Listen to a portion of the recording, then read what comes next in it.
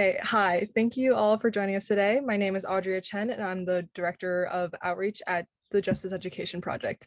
Today, we are joined by a member of the National Institute for Criminal Justice Reform, NICJR, which works to reduce incarceration and violence, improve the outcomes of system-involved youth and adults, and increase the capacity and expertise of the organizations that serve these individuals.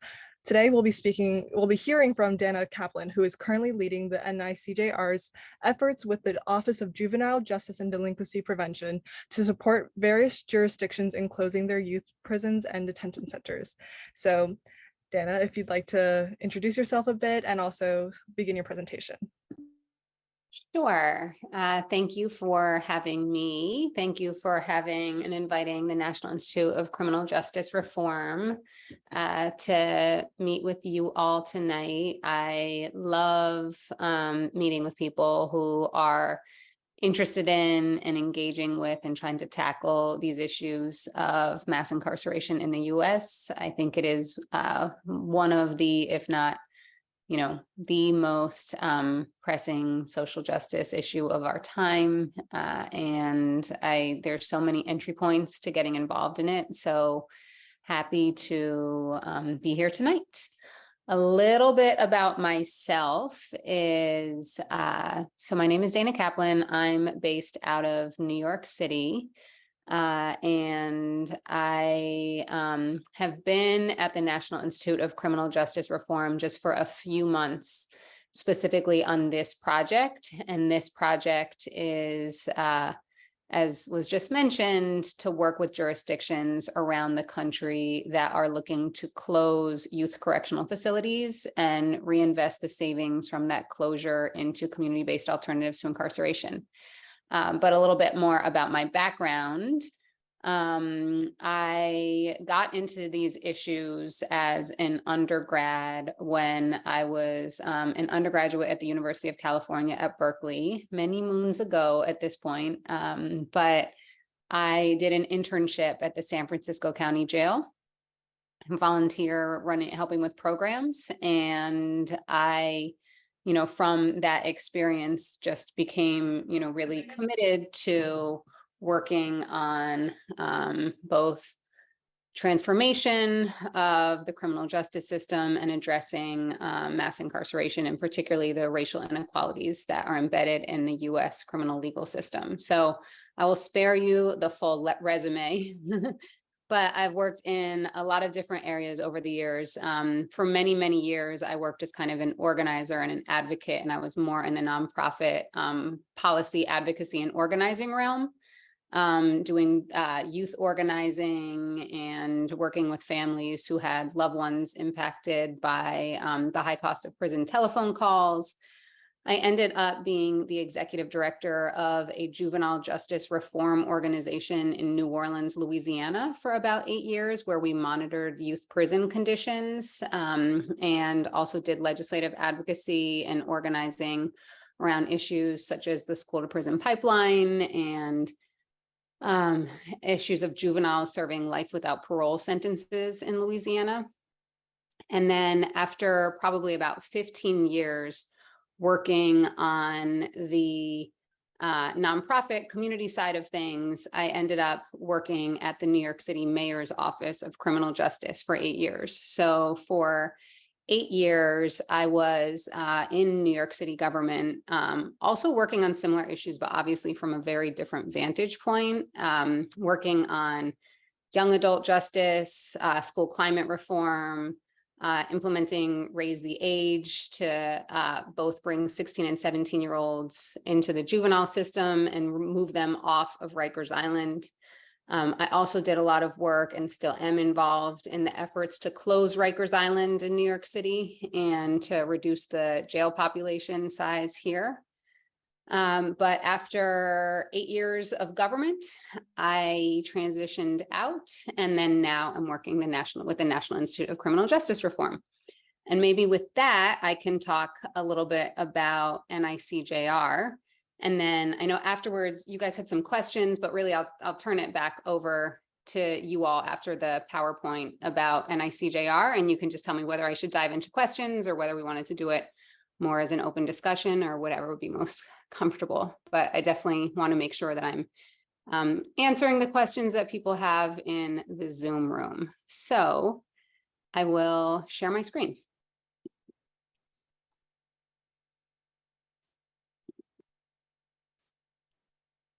Okay, can folks see that? Okay. Yes, it's perfect. Great.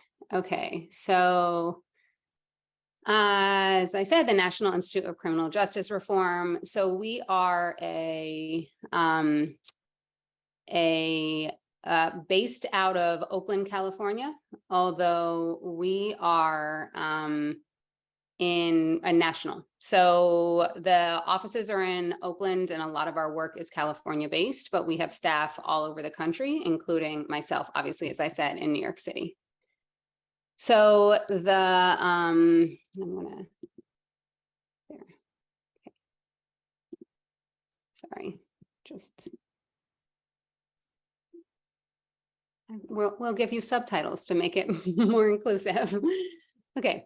So NICJR's mission and vision is, of course, to working to reduce violence and transform the juvenile and criminal justice systems. So the mandate is to reduce incarceration and violence, improve the outcomes of system-involved youth and adults, and increase the capacity of the organizations that serve these individuals.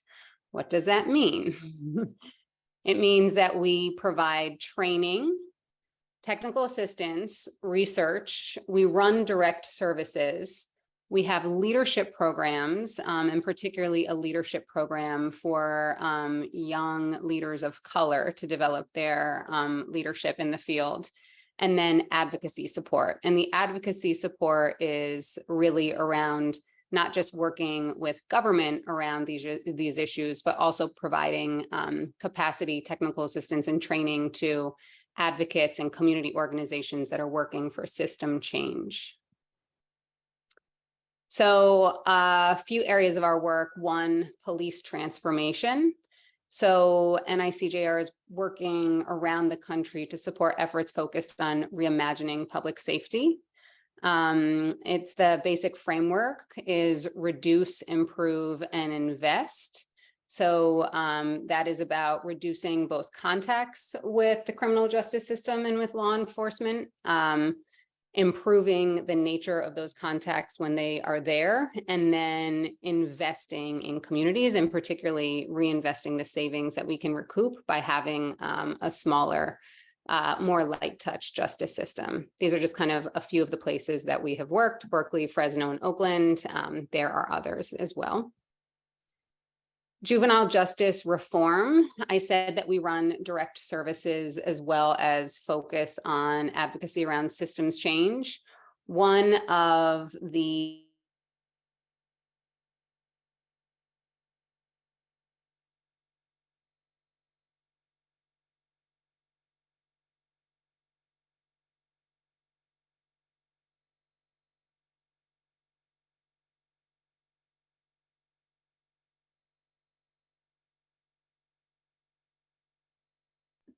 Dana? includes business leaders, faith leaders, people who are formerly incarcerated, crime victims, and other individuals that, rather than a young person who has come into contact with the law enforcement going before kind of a formal court process, they are referred to this community opportunity and accountability board. And this community board makes a recommendation upon what the kind of accountability and service plan should be for the young person, who's then paired with an intensive youth mentor and goes through a several-month program instead of a more traditional criminal justice response, and certainly instead of going through detention or youth incarceration. And the evidence of the outcomes of that have been very promising so far.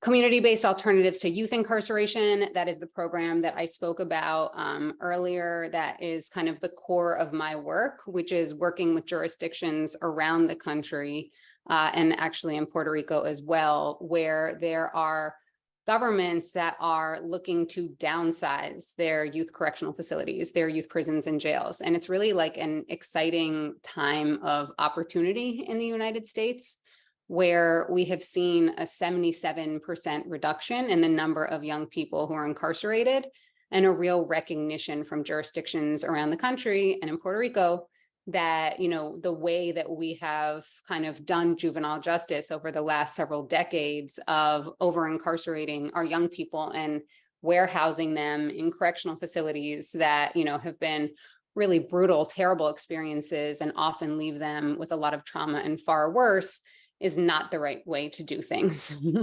And so as we've seen this real shift in the philosophy of the juvenile justice system, and really a return to the recognition of juveniles, should be treated as such, we've seen a real opportunity to say, are there prisons and jails around this country that we can close? And not only can we close them and then reinvest those savings into community-based alternatives to incarceration and into programs that actually work better for young people, but we can also use that as an opportunity to think about how the buildings themselves can be community assets, and have community engagement processes where community members are actually involved in thinking about what is a better purpose for these facilities. So that is the project that is beginning officially in the fall when all of the sites come on board. But I think that will be a really exciting model to the rest of the country about what can be done to really enact change right now in our system. Gun violence reduction, NICJR works around the country right now to support the implementation and success of GVRS, and that's a gun violence reduction strategy.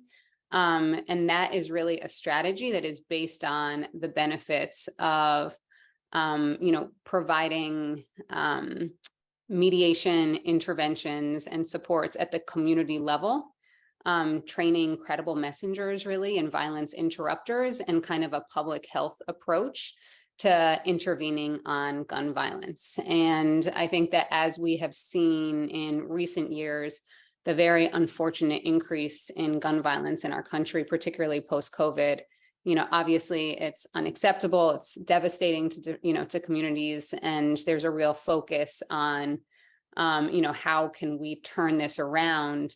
The thing that's really promising is that that hasn't just been a law enforcement strategy. That has been something where a lot of different cities and the federal government are saying, we actually have to resource the communities and resource the staff on the ground who are going to be able to intervene in gun violence, and also, target the people who are most at risk for engaging in gun violence, and, redirect them, provide other services, intensive mentorship, and targeted interventions. And so the cities that are listed there are places that NICJR is working. The ones that are bolded is where NICJR is working most intensively. And I think that even since this slide was put together, this list has grown. Cost of violence reports, like I said in the beginning, we engage in a lot of research analysis. What we have, I think, done very effectively, and I say this because it's one of the things that I most respected about the organization when I joined it, was this emphasis on kind of doing a cost analysis about what the cost of gun homicides and injuries mean to taxpayers. And, to really then again, kind of use as an advocacy tool, just, when people kind of, and I say people, when government balk at the cost of what kind of those community interventions are, we can really make the case for, just the economic and social benefits of actually thinking about what reinvesting and investing in communities can deliver us, if we know that those types of investments have a yield in reducing gun violence. So it's, a kind of a message around how, these types of front end investments are a wise choice, even for elected officials and governments that are worried about their budgetary constraints. training workshops.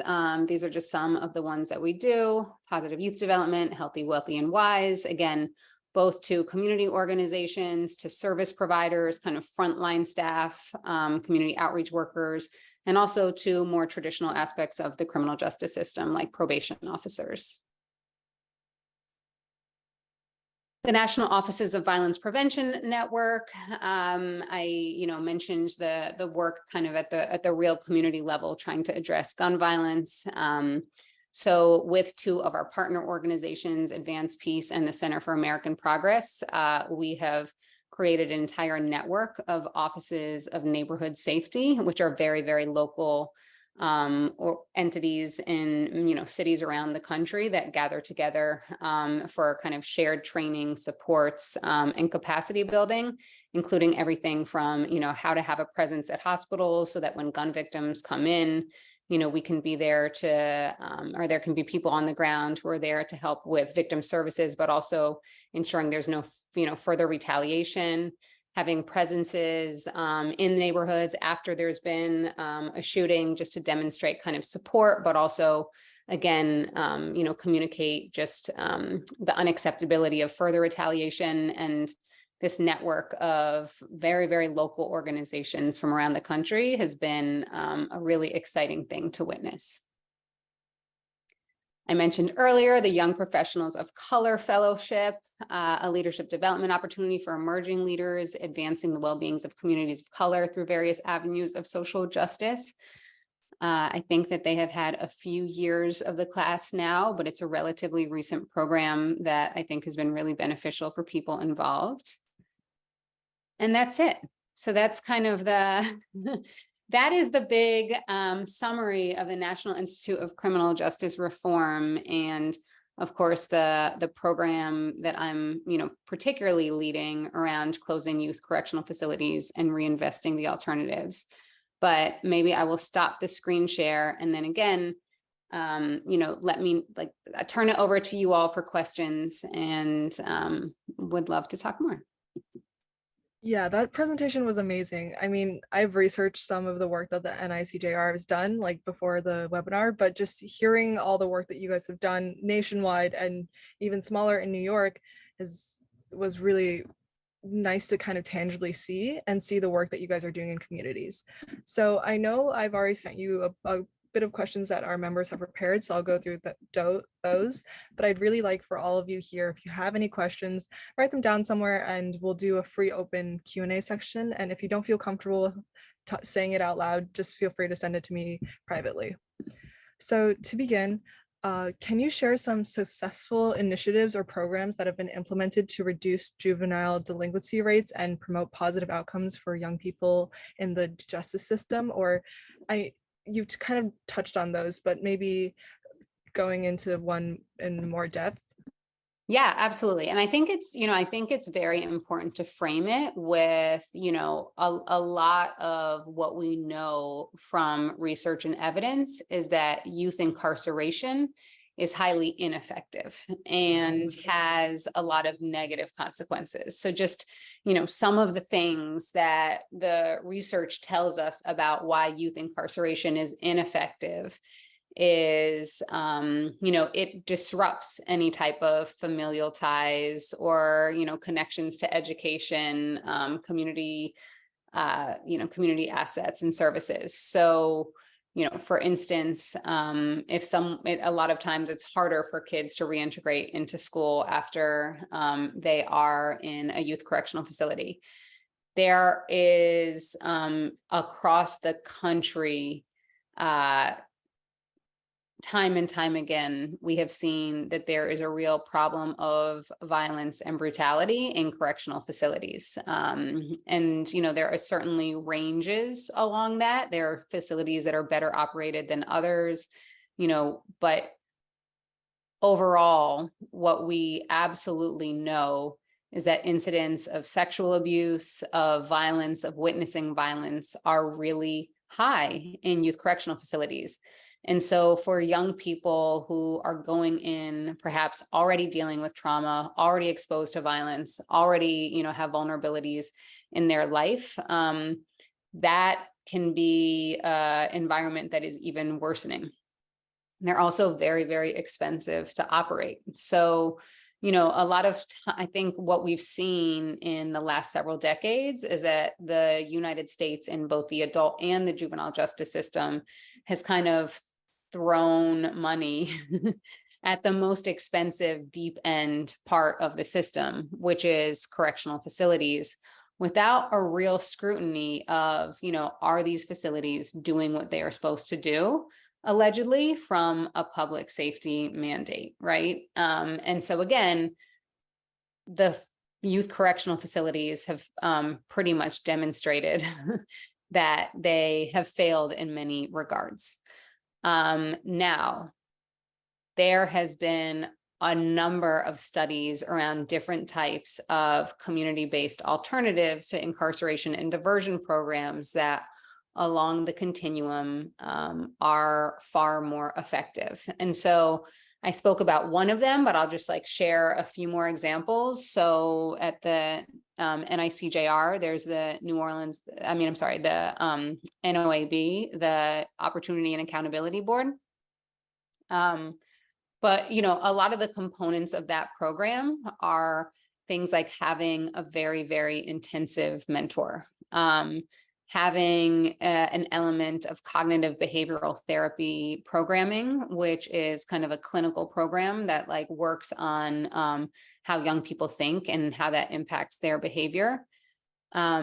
There are elements of restorative justice, which is a program or kind of an approach that brings together, when there is an act of harm, it brings together both the individual or individuals that committed harm and then the person or people that have been harmed, to have a kind of a process of accountability and addressing that harm. That has also been demonstrated to be effective at both being healing for victims, but also healing for, but also in delivering greater accountability to the perpetrators of harm. And so that is kind of, one of the promising evidence-based programs. There's clinical interventions like multisystemic therapy and functional foster care therapy, which, not to get into the weeds, but are clinical programs that focus on the family. So there's a full range of programs out there that we know are very effective at serving young people. I think that there's a political and messaging gap right now about making sure that the public and elected officials not only have the evidence about why those programs are more effective at serving young people who come into contact with the justice system, but also, understand that actually they're better from a public safety approach as well. And so it's not just about knowing what works, it's also about making sure that politically there's the leadership in implementing those types of programs. Thank you for your answer and for kind of explaining the work that you guys do more specifically, and just generally seeing the change in attitude within the field of criminal justice, seeing how we think about things like accountability, we think about restorative things. Like in New York, the New York Supreme Court has a alternatives to incarceration court that's fully focused on doing things like that, and just seeing how we are slowly working towards seeing that incarceration isn't the solution is really interesting. And thank you for telling us what your organization does more with that. And with the next question, I'm going off a little bit off script, but I did want to talk more about how, all of us sitting here, we're high schoolers, we're maybe college students, but we're youth too. And seeing these situations, how would you say that being a criminal youth organization, and how should we become more involved? And what are the ways that we can help those who are also our age, but live drastically different lives than us?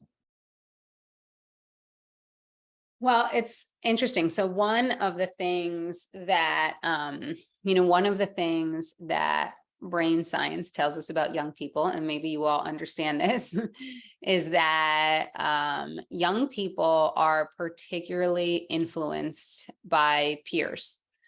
it's one of the other reasons why like youth correctional facilities are not necessarily the best environment, because if you are saying that it is a time period in which young people are particularly kind of inclined to be influenced by the peers around them, or subject to peer pressure or things like that, that that you want to make sure that you're putting as many positive influences and kind of pro-social things into a person's life as possible. So in terms of it being a time in which people are really influenced by their peers, and probably influenced, hearing more about what other young people have to say on a topic than, what a scholarly research article might say. I would say that there's like a few things and ways that young people are just so important in enacting social change. One, I think doing what you guys are doing, like coming together to try to educate each other and educate other young people and your peers on these issues is so important. So thinking about whether it's in your high school campus, whether it's on college campuses, hosting film screenings, learning what like the different organizations are that are local to your geography, and whether there's campaigns that they're working on that they want to spotlight. I think that you all are just a really incredible entry point to the rest of your peers and other students, to educate them on what's going on these issues, and to kind of create a portal for how to get involved. I think, you all are probably far more adept at things like social media, and I don't even want to say TikTok because it's probably beyond that by now, but like those are the types of things I know, like looking at my nieces and nephews and and young people around me. I just watch them getting their news and information from other young people that they follow on social media, as opposed to, from some of the more traditional news sources. And so, I think that thinking about just like ways that you can engage in that type of kind of public dialogue to bring in more people makes a lot of sense.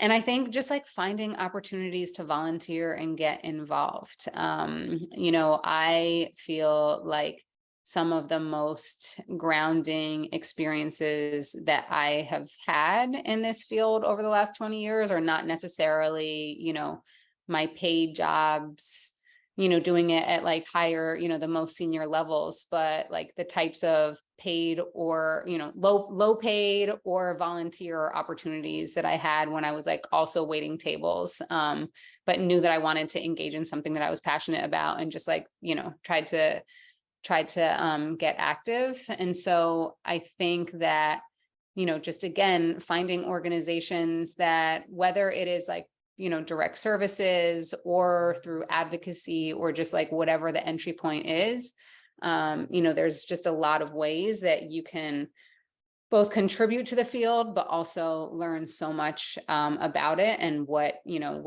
makes change, and what can be transformational, that is just invaluable. Yeah, a big reason why we have these webinars is that we want to show our members, and just generally, that anyone can kind of go into social justice, criminal justice. Anyone can have a voice. Anyone can work in their own communities. It doesn't have to be nationwide, doesn't have to be worldwide. It's the change that you can do, the change that you can enact. I'm going to go back on to some of the questions that our members prepared, but in your experience, what are some of the most significant barriers or obstacles you've encountered when working to reform the juvenile justice system, and how has your organization addressed or overcome them? Yeah, so I think it's, this was kind of my, how I ended, I guess, the last question, when I was talking about, it's one thing to know what works. It's another thing, for people to be willing to do that politically. And, a lot of times, unfortunately, criminal justice policy in this country can be driven by misinformation, but also by, fear and, kind of scare tactics. And so, having a reasonable conversation around, the evidence shows us that this program is more effective than that, or that, there's a harm in, having a young person kind of overly exposed to criminal justice system early in their lives. That doesn't necessarily address where people have, and they might have legitimate concerns about safety. I would never say that, in terms of the general public, that like concerns about safety and that and the desire to feel safe is something that is very, very legitimate. I think that can get misdirected when there's been so much again misinformation out there in the media about kind of the traditional more punitive carceral responses of locking kids up or having very, very like strict long sentences, or the notion of like super predator youth, which when I in the 90s when I was in high school was kind of the what the discourse was. Those are all things that have like sparked this philosophy around incarceration as the answer. And that, sometimes we know that there's a lot of elected officials that might even want to do, a different type of approach to public safety and feel concerned about what the consequences will be when it comes to election time. And, those concerns, in some ways, there's validity to them, right? Like there's a lot of negative mailers that go out and, ads. If you live in New York, you might have seen that there was like the election cycles were like dominated by conversations of bail reform and, this notion that like Democrats were letting out, tons of criminals. So it's like the concerns about how it operates politically are real. I think, though, what is really encouraging is that there is a greater appetite in the public writ large for hearing not just the scare tactics, but people want to hear what works, right? Like people don't want to be told like, well, you shouldn't feel this way if they're concerned about safety. People do want to know, what can we do that is actually going to bring down gun violence, right? Like what are programs that are actually going to address crime, whether it's juvenile crime, which by the way, is not causing the majority, like the spike in gun violence around the country. But if where there are places where, whether it's like car thefts or whatever it is, larceny, like if there is an increase in crime, it is appropriate to think about what the response to it should be. We just have to make sure that we're continuing to put forward the responses that we know actually work, and just be very, very solutions oriented around this is what will build strong communities and keep us safer. Yeah, I really like that one word you used, appetite. I think I really do see that. There are just generally, I think also our generation is pushing more towards seeking out those solutions rather than just continuing on with the systems we've had in place forever. And now, since we've kind of gone through those questions, I'm going to open up to everyone here. Feel free to unmute, raise your hand, or put it in the chat, or DM me privately if you want to be anonymous, but feel free to speak. Hi, nice to meet you. I'm Marissa. I'm the executive director of the Justice Education Project. This webinar was amazing. And I saw you talk a lot about voting and about elected officials. And so something that I'm currently doing right now, and the Justice Education Project is actually really involved in it, is implementing a way to educate incarcerated people in my local correctional facility. And I did this through a fellowship I did, and I met some people who are very passionate about criminal justice reform. And it's really cool how we're doing it. We're creating it in a way where it's vocational based. So they'll be learning how to read and write through the lens of media. So recording interviews, writing scripts, stuff like that. And it'll be like a whole class. And even like when we were talking to elected officials, they were really hesitant because well, at first, actually, some of them thought we were abolitionists, which was really interesting, but they were super hesitant about talking to us. And I just wanted to hear about your thoughts with the criminal justice system and also voting. Like, we don't see a lot of politicians or political organizations talk about the criminal justice system as much when it comes to like gun violence. So they'll talk about gun violence, but just gun violence. They won't talk about specifically criminal justice and like the issues regarding that, especially when it comes to major topics like abortion, which affects inmates and stuff like that. So I just wanted to hear your thoughts about if you had anything to say to young voters regarding this upcoming election. Yeah, first of all, that sounds like a really interesting project. Where is your local correctional facility? Where are you based out of? Hudson County. So it's in Kearney, New Jersey. And it's supposed to be starting this month. So we're really excited. We're hopefully getting grant funding for the entire program so we can get an official teacher to teach it. I will totally send you our curriculum after this webinar. Yeah, I'd love to see it. I'd love to see it. That's exciting. So I think, voting and kind of engaging in electoral politics is, one important piece of the giant toolbox or strategy for social change. So, I think that there has sometimes been, so voting and electoral work is really important. I also think movement building and kind of, grassroots work and rallies and, movements and, door-to-door organizing, all of these things to me are kind of, not only do they come together and ultimately, work with each other, but it's kind of how we change the course of society and history writ large. So, it's really interesting. If you looked, when I was first engaging on the issue of criminal justice, when I was a college student, this was a while ago. So this was in the year 2000. I remember working at a little policy think tank that was pushing criminal justice issues, and it was George Bush running for his first election. And we were trying to put out there, look at how horrific his criminal justice policies were when he was the governor of Texas.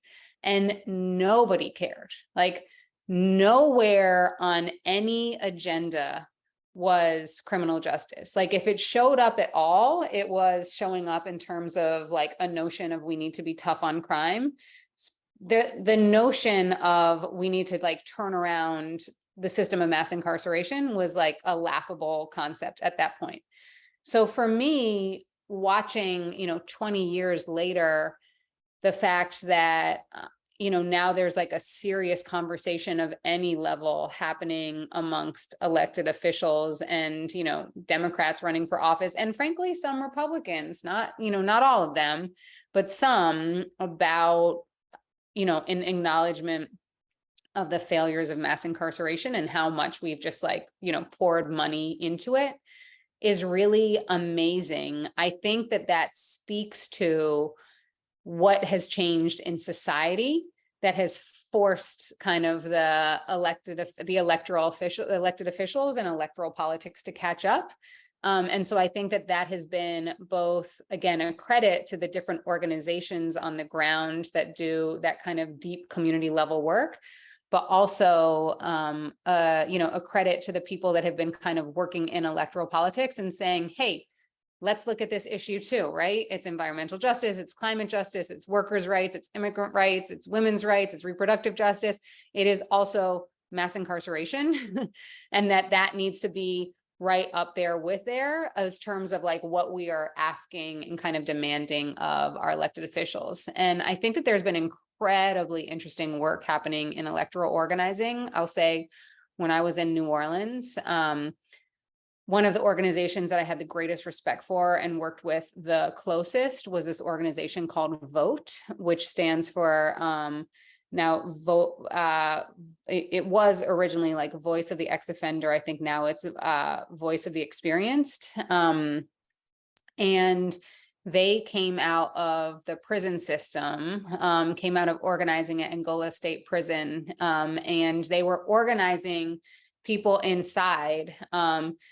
at that point, they didn't really have the right to vote because there was such restrictive laws around voting and felony convictions. So there was people inside who were organizing their loved ones on the outside around different criminal justice issues. They eventually passed, incredible legislative change to give the right to vote back to people who were released from incarceration. And now they are like a powerhouse organization that engages in all these different local electoral politics. Like they run judges, they get involved in the DA's race, they run like local state legislators, and they, also do services and organizing and all these other things. But they've really, I think, demonstrated just how powerful it was. And what they say is they're like, we are a silent majority. Like there's so many people in this country that are impacted by mass incarceration, whether themselves, their family members, a loved one, that, if you kind of tap into that and, and it's in some ways historically been a point of shame, but if you actually can say it's actually a point of power, that people have this expertise around what we do need to do to kind of turn around the system, it can really change the game. For sure. Thank you so much. All of that was extremely important. I'm asking actually because I just came back from a summit in DC, because I also work for another organization, and essentially they help with mobilizing young people and helping them get out and vote. And we organized an amazing summit with like so many people, and there's a lot of press there asking people, what's the main issue that you're worried about after the next election? And people obviously, mentioned things like affirmative action or reproductive rights and stuff like that. And, you don't see a lot of people, young people specifically, talking about criminal justice when it comes into those like political spaces. So it's like really nice to see that there's so many organizations that are also focusing on this. Yeah. And that's why it's good that you're in both of those spaces. So you can be that voice in the room. Mm-hmm. If anyone has any other questions, you can always feel free to ask, but I'm just going to jump in and ask something that I caught while you're answering that question. You kind of mentioned change is slow, systems don't flip overnight, and we've had these things for so long, and it's so hard to kind of sometimes continue working when you don't see things change overnight, or you don't see, or the work that you're doing isn't as tangible. And it's not like you can see these systems completely changing. It's just you're working slowly, incrementally. So how do you continue going when you know that maybe sometimes the work you do, you might not see a result completely straight away? Yeah, I mean, I think that there's both the immediate, how do you deal with, this work is hard, like whether it's because you are, not seeing change immediately, or because, I know that when I was running this organization that was monitoring conditions in youth prisons, and our staff were going into prisons all the time and had hotlines, from those youth prisons to our phones. So they would get calls at all hours, and just hear really like hard things. The burnout was real. So I think that there's just like the immediate, the work is like deeply impactful, deeply fulfilling. And, it is also important to like find your community and, find joy and, like take care of mental health and all of it, and like understand that this is like the long haul. So I think that is something that the young, our younger generation has improved upon, where people are thinking about things like, how do you sustain this work, and how do you sustain doing something that might be hard? In terms of the hope piece, I think that I have had the benefit of being involved in this for many years. So I've had both like great moments of disappointment, and also great moments of joy. And I'll just share, like, I mentioned that I was working when I was in Louisiana on the issue of juveniles serving life without parole. So the United States is the only country in the world that will, have kind of an active sentence of sentencing juveniles to life without parole sentences. And just a few years ago, there was like, thousands of individuals who'd been sentenced to life in prison from when they were a child. Now, some of them hadn't even been the person that actually committed the crime. They might have been, the driver in a robbery gone bad, just kind of, or they were the person that committed the crime and they were 15 at the time and now they're 60. And, there's like no opportunity for them to kind of demonstrate that they have changed, right? So a lot of, like in Louisiana, there was over 300 individuals that were serving life without parole from when they were juveniles that we were working with. And we were working with their families on, at that time, legislation to try to give them a chance for parole eligibility. So not even just kind of automatic release, but just the opportunity to come before a parole board at some point in their life. Our sentencing scheme are like so outside what the rest of the world is. And I remember we came within just like a couple votes one afternoon of the bill passing. And it failed due to a complete lack of leadership. It was like absolutely some people in office who were like, we agree with you, but I don't want to get attacked for being like soft on crime. So I just can't vote with you. Like I have another election coming up. And I was just devastated. And I remember being at the legislature with like the families, like I was working with a lot of women whose children, primarily sons, were serving these life sentences and just feeling like we'd failed them, just like this hopelessness around it. Now, over time, that was about probably a decade ago.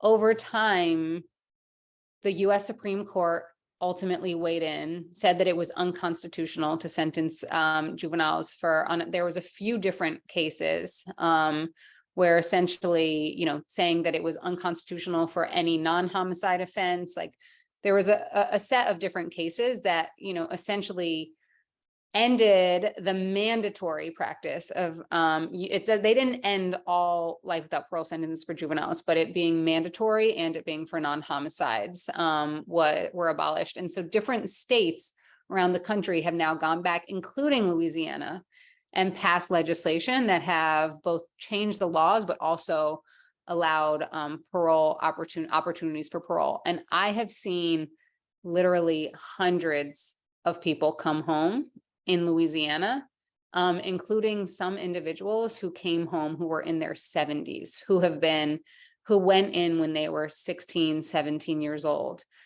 And, I'll like on my Facebook feed, it will be like again and again, like someone who I might have met when they were when I was like doing a visit in Angola or one of the other prisons, and I'll get like a message pop up and it's like, hey, remember me? I'm out now. And one of the guys that I know is like running a whole project where he's like training other individuals about how they can, go before the parole board. They're kind of helping each other with reentry. They've started some reentry organizations. And it is like those examples of, how just fundamentally transformative this work can be for individual people's lives. Where like, yes, there are things about it that are so bleak and hard, and you have to take care of yourself and you have to take care of the people that you work with, and you have to think about, how you cope with the hard parts. And there's also just like incredibly rewarding joy of, seeing young people turn their lives around, whether they're in like the juvenile justice system and kind of coming into contact with the program, or, things like that, where you finally get a law changed and you see that law like impacts, real people's lives, and just how joyful that is. So I think it is, it is worth it to stick around this work and like see change happen.